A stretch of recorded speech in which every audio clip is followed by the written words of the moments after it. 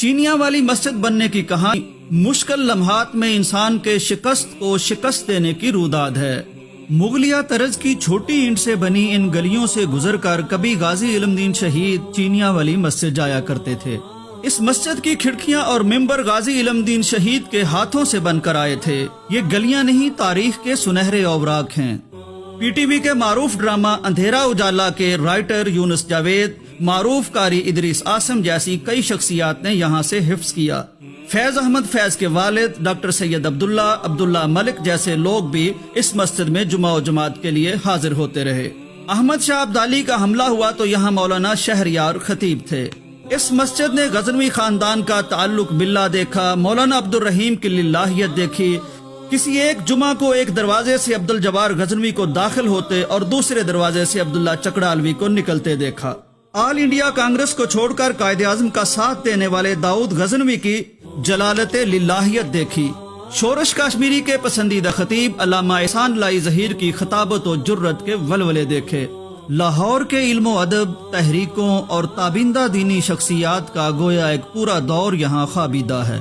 ایسی شخصیات کے چہرے ان گلیوں کی یادداشت میں محفوظ ہیں کہ اللہ اللہ۔ مولانا ابوالکلام آزاد کی کتاب تذکرہ میں جس محمد علی قصوری کی گرفتاری کا دل گرفتہ تذکرہ ہے، انہوں نے بھی انہی گلیوں اور اسی مسجد سے کابل کے نواح تک آزادی کے متوالے بھیجے۔ یاغستان تک تحریک کے لیے دورہ کیا اور مشاہدات کابل و یاغستان کتاب لکھی۔ کابل یونیورسٹی بھی انہی کی تجویز پر بنی۔ انہی کے خانوادے سے معین قریشی پاکستان کے نگران وزیر اعظم ہوئے۔ انہی محمد علی کے بھائی شوکت علی نے محی الدین کے نام سے ابوالکلام آزاد کی زیر نگرانی بر صغیر کا پہلا دوپہر کا اخبار جاری کیا۔ محی الدین قصوری نے جناب باغ میں ٹھیک اس جگہ درس قرآن کا آغاز کیا جہاں آج وہ مسجد موجود ہے جس میں ڈاکٹر اسرار صاحب جمعہ پڑھاتے رہے۔ علم و عمل، تقوی و تصوف اور عربی گرامر میں بے مثل لکھوی خاندان کے مولانا محمد علی لکھوی نے داؤد غزنوی کی قید و بند کے دوران غزنوی صاحب کے امام پر چینیاں والی مسجد میں خطابت فرمائی اور مدرسہ کا بھی آغاز کروایا، جس کے لیے اولاً مدرسہ غزنویہ امرتسر سے اساتذہ اور طلبہ آئے جو ڈاکٹر محمد حماد لکھوی اور ڈاکٹر عظیم الدین کے آبا میں سے ہیں۔ مولانا احمد دین گکھڑوی، مولانا یوسف گکھڑوی، حافظ عبدالحمید اظہر اور مستقبل کے کئی دیگر مشاہیر نے یہاں سے علم حاصل کیا۔ قدوسی برادران کے والد اور علامہ احسان اللہ ظہیر شہید کے ساتھ شہادت پانے والے مولانا عبد الخالق قدوسی اور قاری نوید الحسن برادران کے والد قاری محمد یوسف لکھوی بھی یہاں مدرس رہے۔ نامور شیخ الحدیث مولانا عبید اللہ عفیف اس مدرسہ کے آخری شیخ الحدیث تھے۔ تحریک آزادی میں مسجد کے 3 تہہ خانے بہت کام آئے۔ تحریک ختم نبوت، تحریک ریشمی رومال اور تحریک نظام مصطفیٰ سے بھی اس مسجد کا تعلق رہا۔